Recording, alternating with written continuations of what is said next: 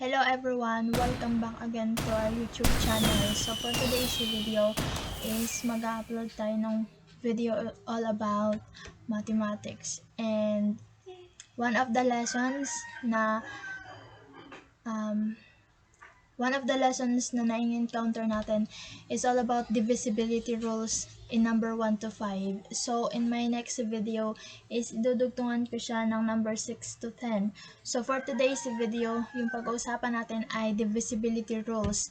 So, how will we able to know na isang number ay divisible siya or pwede siyang ma-divide sa isang number? It's either from 1 to 5. So, pag-uusapan natin ngayon yan. So, kung bago ka pa lang sa ating YouTube channel, huwag mong kalimutang i-subscribe, then click the notification bell para lagi kang updated sa mga latest or newest video ko na i-upload with regards to lessons and topic that we found in our school. So, kung interested ka sa gantong klaseng video, don't forget to share and subscribe it.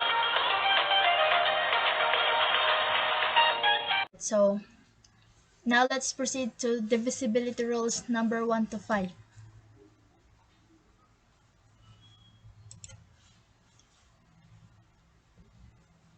So, rule number 1. So, for number 1, so if the number is a number, so for today's video, yung pag-uusapan natin is all of my examples here are all positive and whole number. So, any number na pwede mo siyang i-divide sa 1 is automatic, yun din yung sagot. Like for an example, 1 is divisible by 1, and 2 is divisible by 1, 3 is divisible by 1, 4 is divisible by 1, 5 is divisible by 1. So, kapag divisible by 1 siya, kung ano yung dinivide mo is yun yung mismong quotient mo or yun yung mismong sagot. So, that is for number 1. So, now let's talk about number 2. So, how will we know na ang isang number ay divisible siya by 2? The digit ends with 0, 2, 4, 6, and 8. So, ganito lang siya, napaka-basic lang. Titingnan lang natin yung dulo ng number. Kapag ang dulo ng number ay 0, 2, 4, 6, or 8, ay divisible siya automatic by 2. So, these are all applicable. These are all for whole numbers. So, these are all whole numbers and lahat ng example natin dito ay whole numbers. So, kung napapansin nyo, ang number na to ay 12. So, ang end niya is, or ang last digit niya is 2. So, ibig sabihin, 12 is divisible by 2. And the answer would be 6. And 124, the last digit is 4. And it is also divisible by 2. And the correct answer would be 62. And the third example would be 1246. So, as you can see, yung last number or last digit natin ay 6. So, as the rule said, kapag ang number ay nag-end sa 6 or even number, lahat kapag yung dulo or yung last digit is even number and including 0 is divisible siya by 2. So, and then the next one is 8. Divisible by 2 pa rin siya. And the last one would be 0. So, divisible by 2 pa rin siya. So, nasusundan siya. Nasusundan po ba? So, that is for 1 and 2. Now, let's talk about 3. Kung paano nga ba ninyo malalaman if the number is divisible by 3? So, minsan kasi may mga lesson tayo sa school na we will just guess if the number is divisible by particular number. So, next one. So, rule for number 3. So, alam niyo naman to. If the sum of the digits is the number divisible by 3. So, ibig sabihin kapag in-add mo lahat ng digit na yan, is titingnan mo muna siya kung divisible siya by 3. So, like for an example, in our first example, 123 divide by 3. So, paano natin malalaman na ang 123 ay divisible siya by 3? So, bibilangin natin, 1 plus 2 plus 3 is 6. So, 6 is divisible by 3. Ibig sabihin, ang 123 natin na example ay divisible siya by 3. So, the correct answer is 41. So, 123 divide 3 is 41. So, the next one would be 2,352 divide by 3. So, how will we know na ang number na to ay divisible siya by 3? So, bibilangin na lang ulit natin. I mean, i-add natin siya ulit.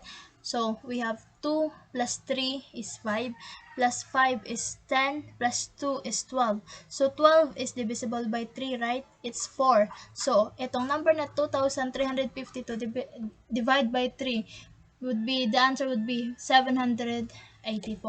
So, that is the very basic way kung paano nyo malalaman na ang isang number ay divisible siya sa isang number. So, the next one would be 4,635.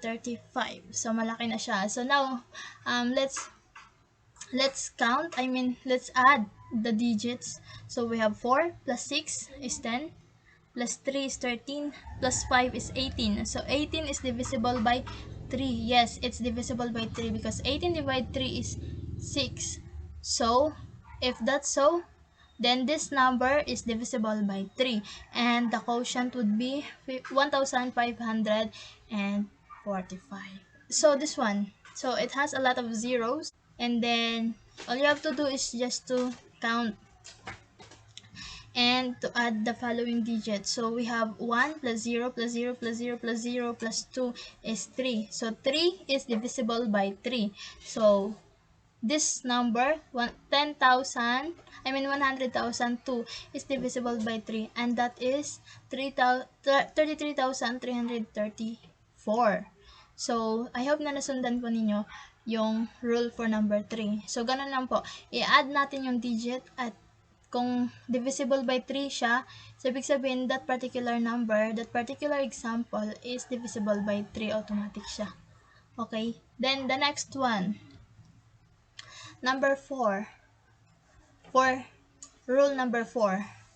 So, if the last two digits of the number is divisible by 4, or if the last two digits are zeros. So, as you can see, meron tayong dalawang set of examples here and a set of examples here. So, titingnan natin. Yung tanong dito is last two digits. So, ibig sabihin, titingnan natin yung dalawang digit sa dulo. Titingnan natin siya kung divisible ba siya by 4. So, kung divisible by 4 siya, automatic the number or the example that we have is divisible by 4. So, first example, we have 108. So, the last two digits here are 0 and 8. So, considered here as 8. So, 8 is what? Is divisible by 4 and that is 2. So, 108 is divisible by 4 and that is 27. Okay, the next one. We have 2,316. So, the last two digits here are 16. So, 16, is it divisible by 4? Yes, it is. So, 16 divided by 4 is 4. So, 2,316 divided by 4 is 579. Okay, the next one, 4,520. So, the last two digits here are 20. So, is 20 divisible by 4? Yes, it is. Because 20 divided by 4 is 5. So, automatic, this 4,520 divided by 4 is what? 1,130 is the quotient. Okay, do you get it? And the next one, we have 1,128. So, the last two digits here are 2 and 8. So, 28 is divisible by 4. It is 7. Yes, that's correct. So, 1,128 divided by 4 is 282. So, that is the very simple way on how will you able to determine if the number is divisible by a particular number. Okay? Now, I have add here another thing or another tips on how will you able to identify, paano ma-identify ang isang number ay divisible siya by 4.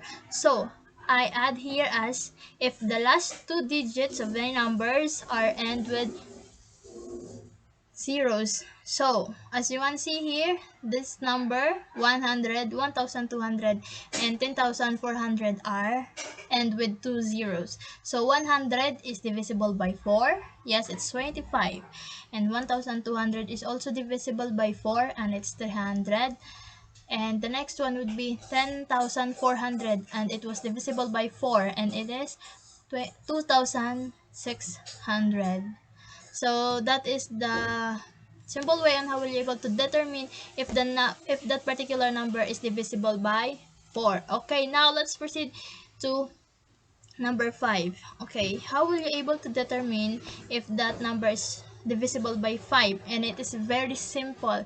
For rule number 5, if the number ends with 5 or 0. So any number with ends of 5 or 0 is considered as divisible by 5. So as you want to see the example here, 125. So it ends with 5. That's why it is divisible by 5.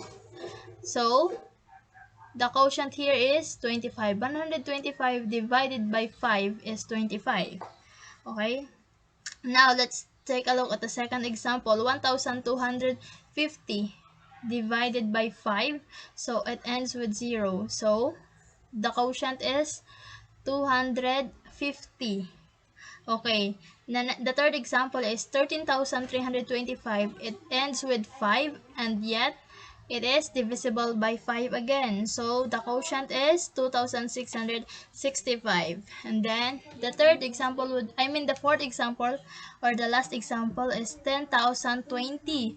So it ends with 0 again. So as the rule said, if it's end with 0 or 5, then consider that number is divisible by 5 or 0. So how about 0 itself? Is 0 divisible by 5? Yes, if 0 divided by 5 is 0, then 5 divided by 5 is 1. So that's it. So um, I hope you have learned something from our discussion, and I hope you better watch the next video. It's divisibility rule for